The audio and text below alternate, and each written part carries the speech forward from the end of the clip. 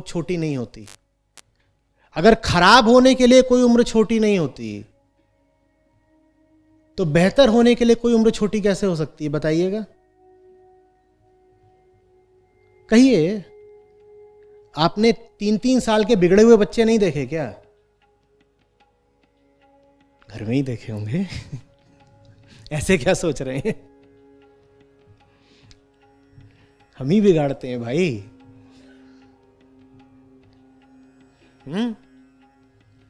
जब 3 साल का बच्चा बिगड़ सकता है तो 3 साल के बच्चे को सुधारना भी तो जरूरी है ना। ये आचार्य हृदयहीन पाषाण 3 साल के बच्चों को भी नहीं छोड़ेगा,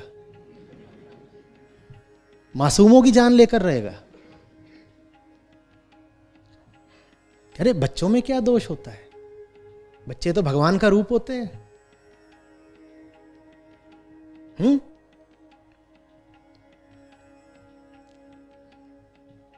बच्चे भगवान का रूप होते हैं। वो 2 खेल रही हैं, एक गिर गई है, खुद ही गिरी, और पूछने आए कैसे गिरी, तो जिसके साथ खेल रही थी उसकी ओर करके बोल रही उसने गिरा दिया। ये भगवान का रूप है? भगवान बचाए, ये तो कोई भी आरोप लगा दे।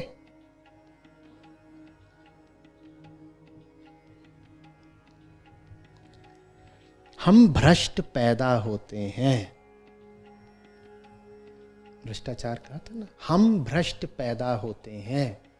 जो हमें बड़े से बड़े अंधविश्वास बताए गए हैं उनमें बहुत ऊंचा स्थान है इस अंधविश्वास का कि बच्चा मासूम है।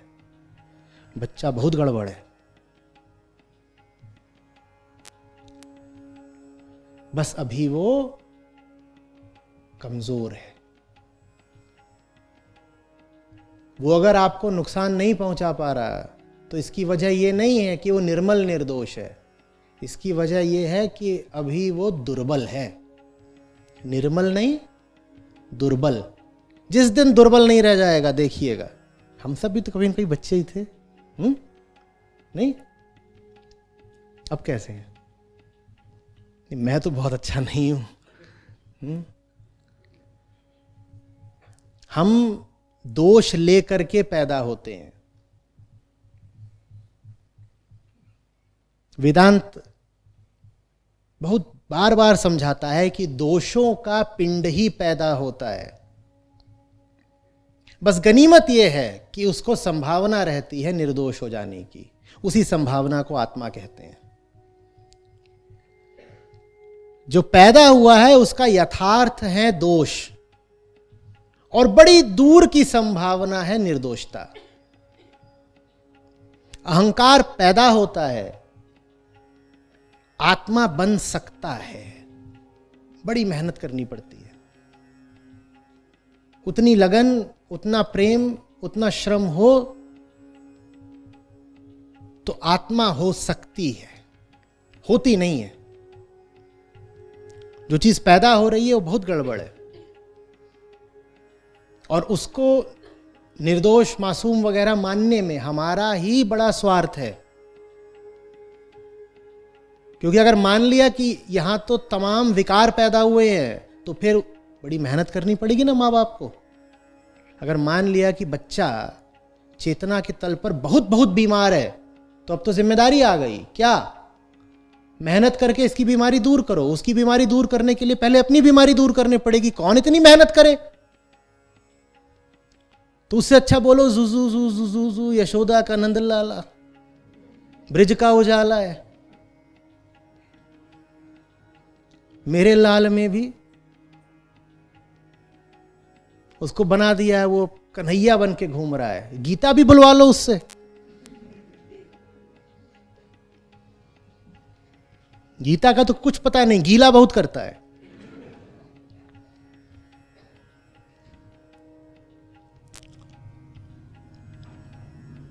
बच्चा प्राकृतिक होता है। बच्चे को भगवान का रूप और ये सब बोलने में आप जानते हो ना क्या चाल चल रहे हो? आप अपने आप को जता रहे हो कि प्रकृति ही भगवान है। क्योंकि बच्चा क्या है? प्रकृति।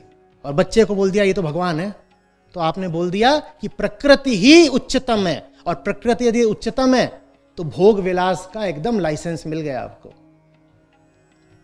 सब जानवर प्राकृतिक होते हैं, हर समय भोग ही कर रहे होते हैं। चाल को समझिए। तो चाहे 6 साल का बच्चा हो या 8 साल का बच्चा हो, खतरे के प्रति आगाह हो जाएं। अभी हो सकता है उससे आपको बहुत तकलीफ ना मिल रही हो, तकलीफ अभी बीज रूप में है, बड़ी तकलीफ मिलेगी। उस तकलीफ से अगर बचना है तो बच्चे को उसकी तकलीफों से बचाएं। दोनों चीजें एक साथ चलती हैं, अभिभावकों का विकास और बच्चों का विकास। बच्चे को बचाना है तो खुद विकसित होइए, खुद विकसित होना है तो बच्चे की सच्चाई को समझना पड़ेगा। बड़ा हमने गड़बड़ करा है ना, 10-10, 12-12 साल के हो जाते हैं, एकदम नालायक। उनको तो बच्चा है, अभी इसको बातें नहीं समझ में आएंगी, अभी तो बहुत छोटा है। तुम्हें पता भी उसे क्या क्या बातें समझ में आ चुकी हैं, और तुम्हारी नजर में अभी वो नादान है। नहीं, क्या करना है अभी तो। बच्चे को छोड़िए, 20 साल वाले हो जाते हैं, उनको कहते हैं तो कोई अभी अध्यात्म की उम्र है, अभी कम से कम 400 साल का हो जाने दो उसको।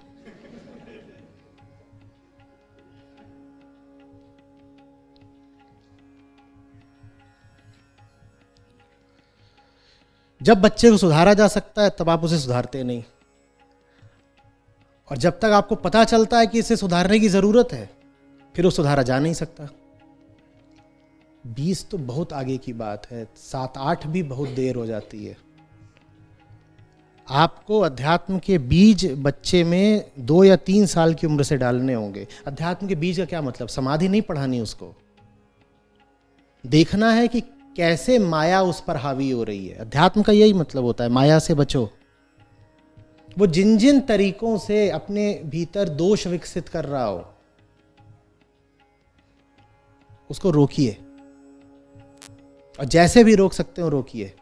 उसे दिख रहा है कि रो करके उसको मिठाई मिल जाती है, बड़ा गड़बड़ हो गया, आपने उसके भीतर बहुत गलत मूल्य स्थापित कर दिया है।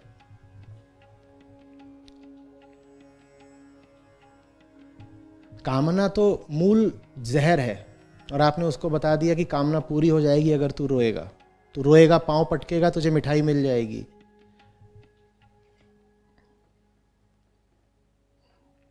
छोटा नहीं है वो, बहुत कुछ सीख रहा है और बहुत तेजी से सीख रहा है।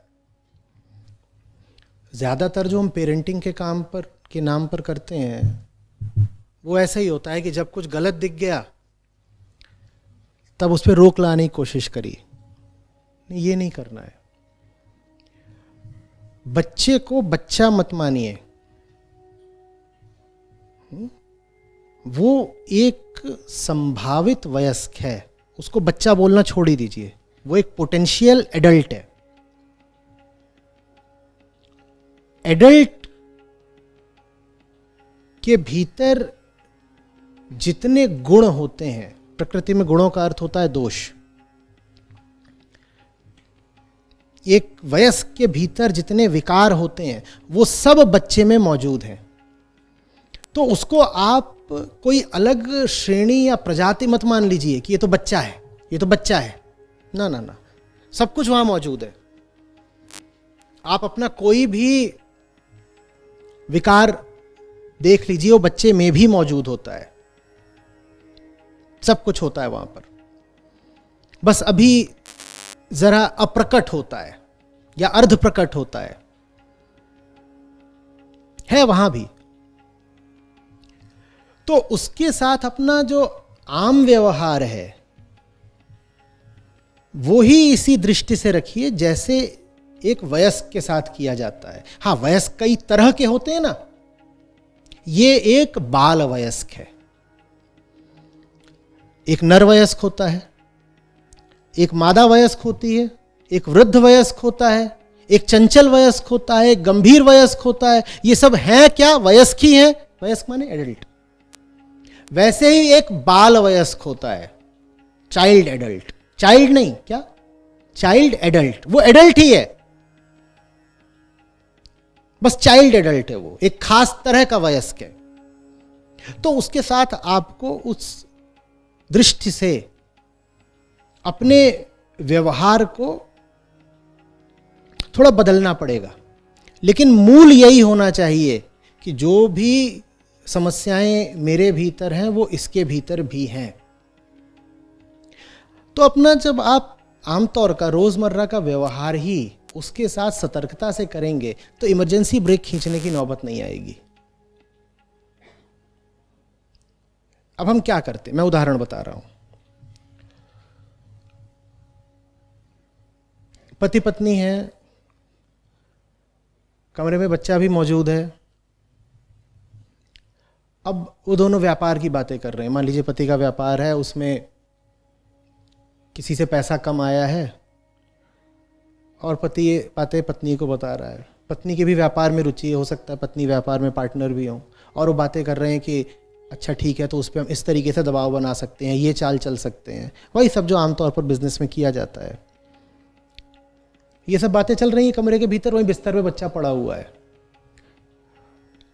क्या आप कभी भी ऐसा करते हैं कि जब ये सब बातें कर रहे हैं, और ये बातों में कोई क्रोध नहीं है, गाली गलौज नहीं है, ये तो हमारी आम जिंदगी की रोजमर्रा की बातें हैं ना, गृहस्थी में होती हैं। और क्या बातें होती हैं गृहस्थी में कि परमात्मा कैसे मिलेगा, ये तो होता नहीं।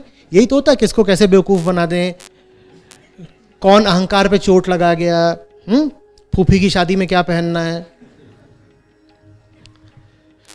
और बच्चा वहीं बिस्तर पे पड़ा हुआ है। हम कह रहे हैं तो मासूम है, नादान है, भगवान का वरदान है, नन्ना मुन्ना बच्चा बिस्तर पड़ा हुआ है, और वो सब समझ रहा है, वो सब सोच रहा है। आपके शब्द ना समझ में आ रहे हो, उसे भाव समझ में आ रहे हैं। आपकी सब चालाकियां उसने ग्रहण कर ली। उसके बाद जब वो आपके साथ चालू व्यवहार करता है तो आपको खींचना पड़ता है इमरजेंसी ब्रेक। फिर आपको समझ में नहीं आता कि ये इतना नालायक कैसे हो गया। वो उस दिन जो आप फूफी पुराण कर रहे थे सब सुना था उसने, पूरा सुना है। काम वाली बाई है, उसके साथ आप बातें कर रही हो, बता रही है वो मेरा मर्द दारू पी के मारता है, तो आप कह रही ठीक है आज ऐसा करना कि खटमल छोड़ देना।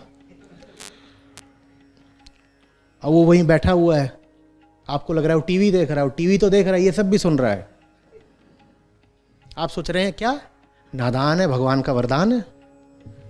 हमने तो खूब किस्सा गढ़ा है ना कि बच्चे तो मासूम होते हैं, मासूम होने को समझ में तो आता नहीं, उन्हें सब समझ में आ रहा है। देखिए मुझे तो आता था, ठीक है, और बड़े मजे आते थे कि इनको लग रहा है मुझे को समझ में नहीं आ रहा। और अगर सुनना हो तो और मासूम बन के बैठ जाओ, हमने तो कुछ। और वहां वो अपना पूरा एडल्ट शो चला रहे हैं, आप मासूम बन के बैठे रहो।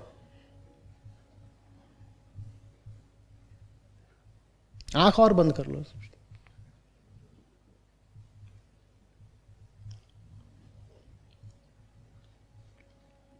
कुछ समझ में आ रही है बात? तो मैं ये नहीं बता रहा हूं कि बच्चे के सामने ये बातें ना करें, मैं कह रहा हूं जिंदगी ऐसी जिए जिनमें ये बातें करने की नौबत ना आए।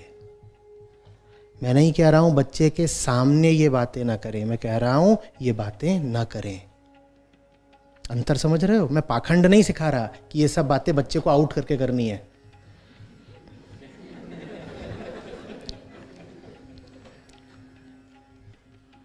कितनी बार उसको बाहर निकाल लोगे, कितनी बार उसके कान में रुई डाल दोगे? बहुत होशियार है, उंगली डालेगा धीरे से निकालेगा, उतना ही निकालेगा कि आपको लगे कि अभी निकली नहीं।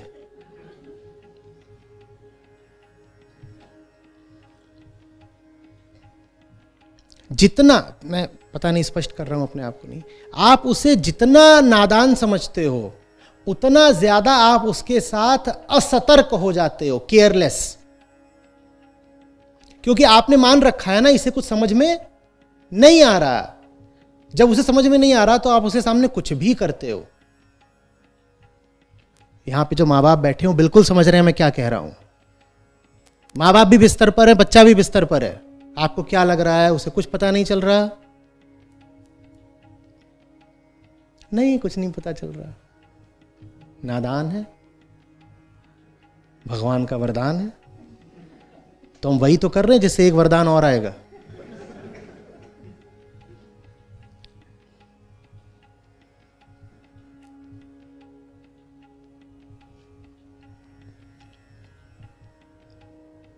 जितना आप समझोगे कि वो एक चाइल्ड एडल्ट है, उतना आप सतर्क रहोगे।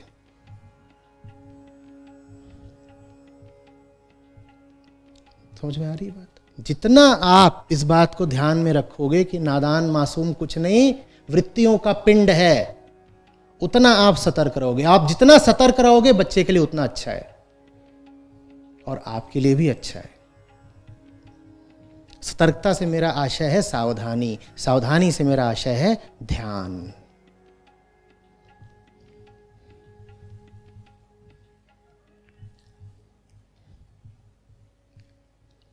वैसे ही वो बिगड़ा हुआ पैदा होता है, और फिर जो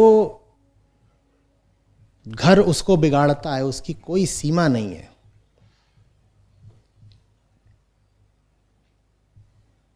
माँ अपने कपड़े की अलमारी खोल करके कपड़े घड़ी कर रही है, तह कर रही है, और साथ में बड़बड़ाती जा रही है।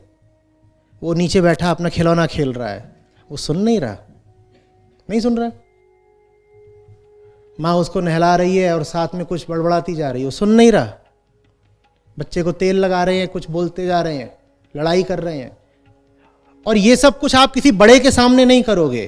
क्यों नहीं करोगे? क्योंकि आपको पता होगा कि बड़ा सुन रहा है, समझ रहा है। बच्चे के सामने आप अपने आप को झूठा आश्वासन दिए रहते हो कि अरे कहां कुछ समझ रहा है, ये बच्चा है। Child is the father of man. सब समझता है।